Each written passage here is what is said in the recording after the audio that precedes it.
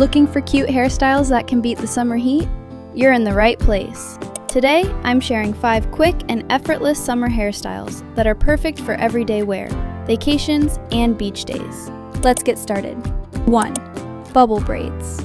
Part your hair down the middle, then create 2 low ponytails and add small hair ties every few inches to form soft bubble braids. Gently pull each section for extra volume, then leave your front pieces out for a cute, effortless summer look. 2. Twisted half-up hairstyle.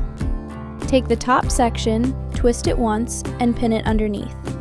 Gently loosen the crown and let the waves fall naturally for a chic half-up look. 3. Half-up mini pigtails. 2 face-framing strands. Then tie the top sections of your hair into 2 high, matching mini ponytails. Finish the look by tying cute yellow ribbon bows over the hair ties for the perfect summer vibe.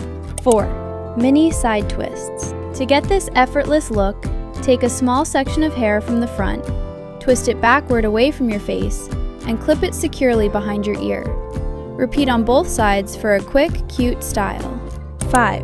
Boho elastic ponytails. Section off 3 small pieces of hair from the front.